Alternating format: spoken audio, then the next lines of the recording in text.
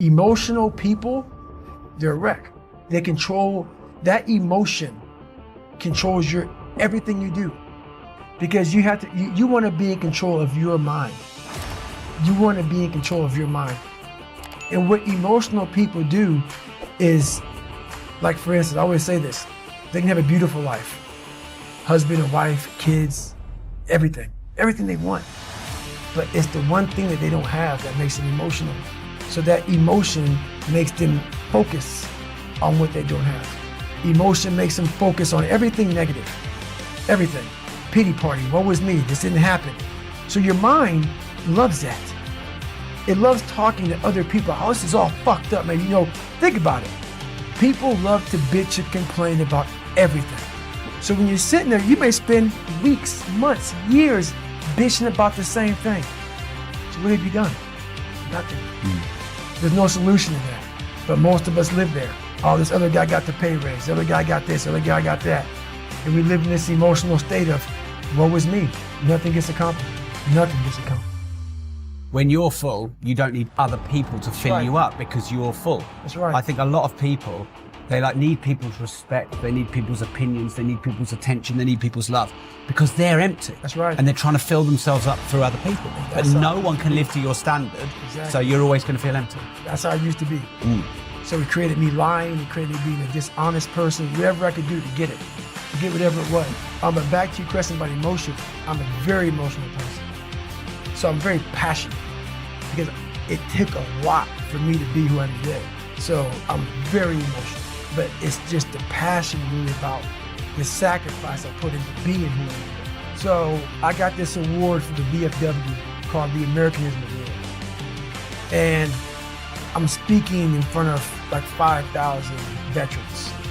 And I get the award, and I'm thanking people, and I turn back to my mom and look at her, and for 58 seconds, just cried.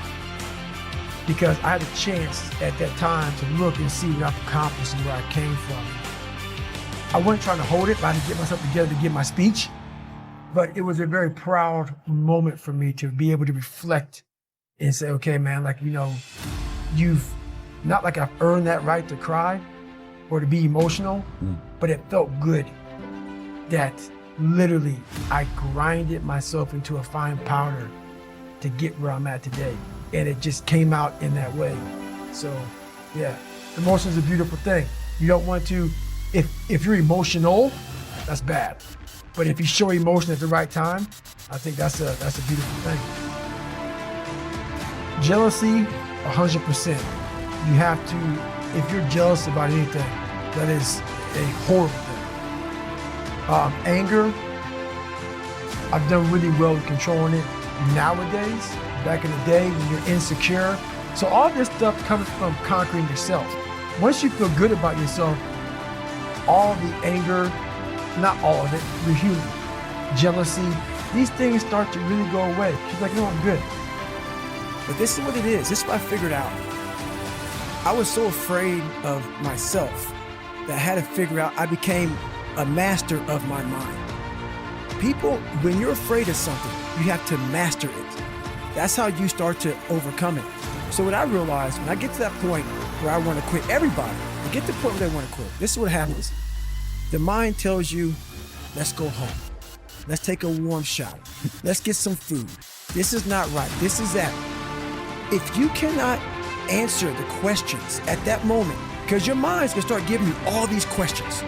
And if you can't answer them, you're going to quit. What I realized when I was going through Buds, Ranger School, all this 100-mile race, 200-mile races, pull-up records, my mind would come creeping in. Like when I was doing 4,030 pull-ups, at 2,000 pull-ups and my hands were ripped open, my mind said, look, brother, we've done all these other things. You've proven yourself. You're good. If I didn't have the answer to respond to my mind and say why I'm here, why I'm doing this, you will always lose that fight. You have to have the response to what your mind is going to tell you. And another thing about that is self-talk. A lot of people have like these big four on mental toughness. All that shit is crap about self-talk, visualization. It's true. But the thing about self-talk and all these things, They asked me, what do you think about when you're on mile 100 of a 205-mile run? What are you thinking about when you realize you've run for 24 hours and you have 24 more hours to run and you have another 105 miles? What goes through your mind? What do you say to yourself? I want to know. What I'm doing now, there's not enough fuel in my past. And once you sort it out, that flame goes out. It is a very, very powerful thing, but it can't overcome everything. I was angry once I was able to uncover the rug and look at all these different shells that I collected over the years and say, wow, that fucked me up. And that one fucked me up even worse than that one. And shit, that one was real bad. And because what happens is when you start to collect all these shells, and these shells are bad things of your life, and you put them in your nice treasure chest and you hide them, you know, because it reminds you of where you're at, but you don't want to visit them all the time. When I started visiting these shells, I was like, my God, man, it was a tough way to go. But now looking back on it, man, I don't have any more shells. So now you have to learn to, now what's your passion? So now my passion is still trying to find out what is left. What is more? Is it, can I be driven without the anger? And I can be. I've only dissected 44 years of my life. While I'm still living, I'm still in my live autopsy.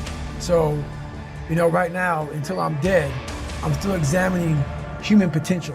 How far can the mind go? How far can we go as human beings? So that's, you know, I call myself the Stephen Hawking of the mind. You know, he was obsessed with everything he ever dove into.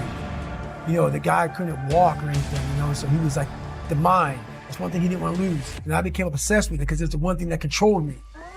So I became obsessed with this. What is this fucking thing up here that just has me on a tightrope and just walks me into all these horrible decisions I make and makes me feel so pathetic and weak and insignificant and dumb and stupid and everything. I got to get control of this thing. But it's amazing that once you get control of that thing, how far you can go. I think pushing yourself physically is the number one factor of life.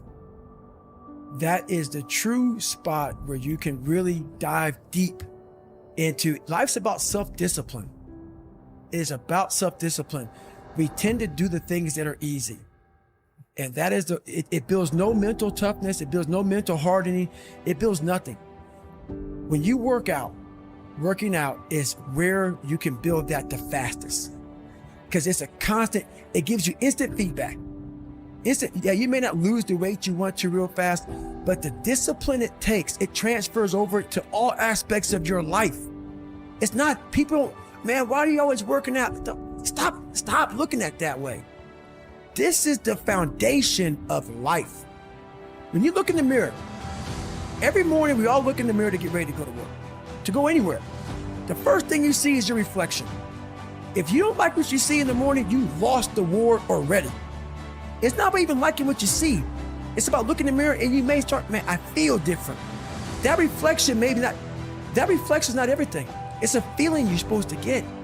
So you have to, in life, once you leave your house, the war begins. In your house, you have some control. And that reflection in that mirror, you have to control that reflection in the mirror. That's how you start your day. If you leave your house feeling like, okay, I can fight. I've established the mentality to fight. And all that comes from working out.